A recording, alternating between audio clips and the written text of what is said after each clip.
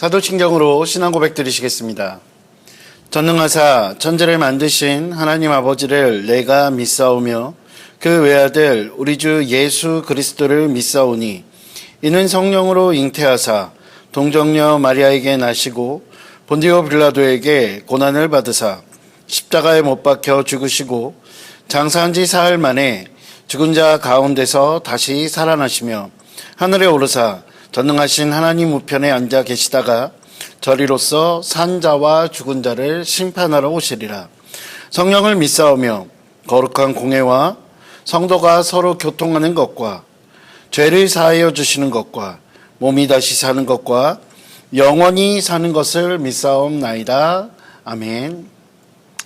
할렐루야. 오늘 함께 은혜 나누실 말씀은 사도행전 2장 22절부터 28절까지의 말씀입니다. 사도행전 2장 22절부터 28절까지의 말씀입니다. 신약성경 189면에 있습니다. 사도행전 2장 22절부터 28절까지의 말씀입니다. 신약성경 189면에 있습니다. 다 찾으신 줄 알고 사도행전 2장 22절부터 28절까지의 말씀을 제가 봉독해 올리도록 하겠습니다. 이스라엘 사람들아, 이 말을 들으라. 너희도 아는 바와 같이 하나님께서 나사렛 예수로 큰 권능과 기사와 표적을 너희 가운데서 베푸사 너희 앞에서 그를 증언하셨느니라. 그가 하나님께서 정하신 뜻과 미리 아신 대로 내준 바 되었거늘 너희가 법 없는 자들의 손을 빌려 못 박아 죽였으나 하나님께서 그를 사망의 고통에서 풀어 살리셨으니 이는 그가 사망에 매여 있을 수 없었음이라. 다윗이 그를 가리켜 이르되 내가 항상 내 앞에 계신 주를 배웠으며 나로 요동하지 않게 하기 위하여 그가 내 우편에 계시도다.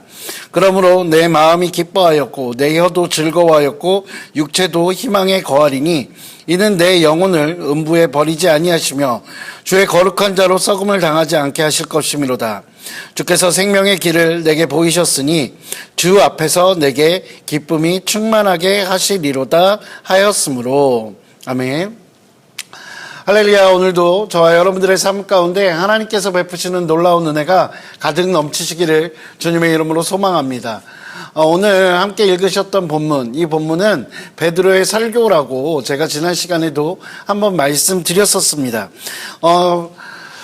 예수님의 제자였던 베드로, 그가 예수님을 옆에서 지켜보며 그가 알고 있었던 예수님에 대해서 설교를 통해서 많은 사람들에게 알려주고 싶었을 것입니다. 그래서 오늘 이 본문의 내용을 보면 베드로가 말하는 예수님이 과연 어떤 분인지 우리에게 잘 가르쳐주고 있는 본문이라고 할 수 있을 것입니다.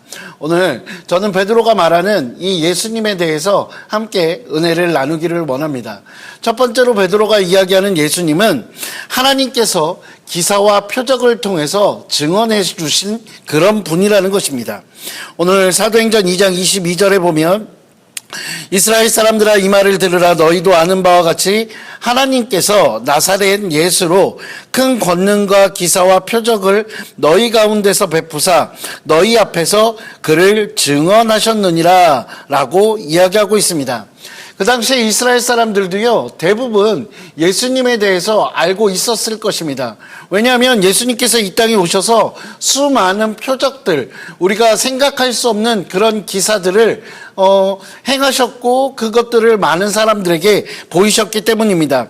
베드로는 이 땅에 오셔서 예수님께서 하셨던 그 많은 표적들, 그것은 하나님께서 행하신 것이다 라고 우리에게 가르쳐 주고 있습니다. 특히 하나님께서 많은 사람들로 하여금 예수님이 어떤 분인지 알게 하기 위해서 그 많은 표적과 기사들을 우리에게 보여주셨다라고 이야기하고 있는 것입니다. 하나님께서는 예수님의 그 삶을 통해서 예수님이 단순한 인간이 아니라 하나님 자신이시라는 것을 우리에게 가르쳐주고 싶으셨습니다. 그렇기에 하나님께서는 그 예수님을 하나님의 아들임을 증명하고 증언하고 있어 주셨던 것입니다. 증언이란 그 증인의 신뢰성에 있어서 가장 중요한 의미가 있습니다. 사람이 증언한 것도 아니라 하나님께서 증언하셨으니 이 신뢰감에 있어서는 어느 그 증언들보다 가장 강력한 증언이라고 할 수 있을 것입니다. 그렇다면 하나님께서 증언하신 그 예수님은 과연 어떤 분이셨을까요? 예수님은 이 땅에 오셔서요, 하나님의 말씀만 선포하지는 않으셨습니다.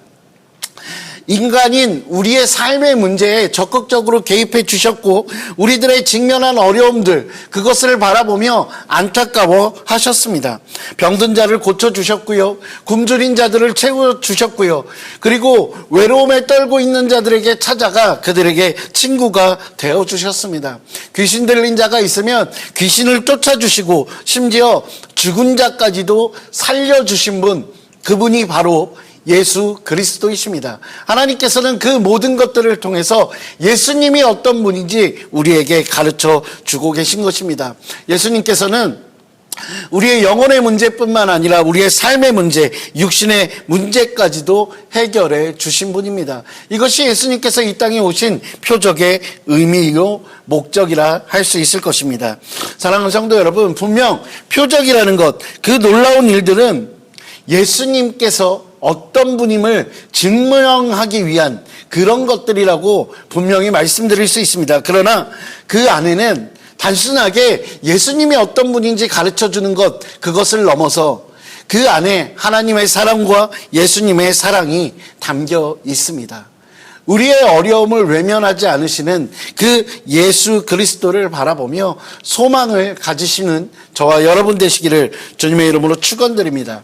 두 번째로, 예수님은 하나님의 계획 안에서 죽음을 감당하신 분입니다. 예수님이 십자가에 달려서 죽으신 것, 그것은 예수님의 능력이 부족해서일까요? 예수님이 그 죽음을 피할 수 없었기 때문일까요? 그 로마 군인들에게 잡혔던 것, 그것이 예수님의 능력이 부족했기 때문일까요? 그렇지 않습니다. 하나님의 정하신 뜻, 그 뜻을 이루기 위해서였던 것입니다. 결국 예수님께서 로마 군인들에게 잡히고 그리고 십자가에 달려 죽으신 것, 그것은 예수님의 사역의 실패가 아니라 예수님의 사역의 성공이라 할 수 있는 것입니다. 자신의 죽음을 통해서 인간을 향한 하나님의 사랑과 그 은혜를 실현시키신 것입니다. 그런데 오늘 베드로의 설교는요, 예수님의 죽음의 또 다른 사실을 한 가지 우리에게 가르쳐주고 있습니다. 본문 23절입니다. 너희가 법 없는 자들의 손을 빌려 못 박아 죽였으나, 예수님을 못 박은 것, 그것은 분명 로마의 병사들이었습니다. 그러나 예수님은 그 로마 병사들에 의해서 십자가에 못 박힌 것이 아니라 실은 우리의 죄값 때문에 십자가에 달려 죽으신 것입니다. 예수님은 우리의 죄가 아니었다면 십자가에서 죽으실 이유가 없으신 분입니다. 그 어떤 고통을 당할 필요가 없으신 분이었다는 것입니다. 다만 저와 여러분들을 구원하기 위해서 예수님은 십자가에 달리셨고, 감사하게도 우리는 그를 통해서 구원을 받았고 거룩한 하나님의 백성이 된 것입니다. 그러나 우리의 연약함은 다시금 우리를 죄의 자리로 이끌어 나아갈 때가 너무나 많음을 우리는 생각하게 됩니다. 때로는 우리의 삶을 통해서 다시 한번 예수 그리스도를 피 흘리게 만드는 일들이 있다라는 생각들도 들 때가 있습니다. 사랑하는 성도 여러분, 혹시 지금 우리도 예수님을 다시 십자가에 못 박고 있지 않는지 우리의 모습을 돌아봐야 할 것입니다. 우리는 예수님을 십자가에 못 박는 자리가 아니라 예수와 함께 십자가에 못 박힐 수 있는 그런 자리로 나아가야 할 것입니다. 이미 우리로 인해 고난당하신 예수님, 그 예수님과 함께 걸어가시고 그 은혜를 기억하며 그 고난을 함께 감당할 수 있는 저와 여러분 되시기를 주님의 이름으로 축원드립니다. 세 번째로, 예수님은 하나님께서 죽음으로부터 살려내신 분, 바로 그분이 예수 그리스도입니다. 예수님은 죽음에서 다시 살아나신 분입니다. 죽음에서 다시 살아났다는 것, 만일 예수님께서 다시 살아나시지 않았다면, 영원히 죽어버리셨다면 우리는 예수님을 믿을 이유가 없을 것입니다. 고린도전서 15장 14절에 사도 바울은 그리스도께서 만일 다시 살지 못하셨으면 우리의 전파하는 것도 헛것이요 또 너희의 믿음도 헛것이다 라고 이야기하고 있습니다. 우리가 전해야 할 복음의 핵심, 우리가 증언하고 사람들에게 이야기할 수 있는 그 핵심은 바로 이것입니다. 죽음으로 끝난다면 그것은 복음이 아닙니다. 그 죽음을 이겨내고 그 죽음에서 부활하심으로 사망 권세를 이기신 예수 그리스도, 그것이 바로 복음이고 그것이 바로 예수님께서 우리에게 보여주신 생명의 길이라는 것입니다.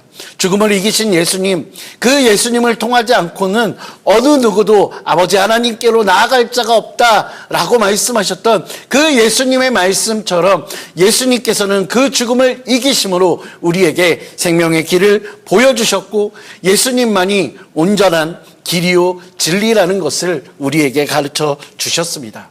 사랑하는 성도 여러분, 우리는 성경이 가르쳐주는 예수님에 대해서 참 많이 이야기해야 합니다.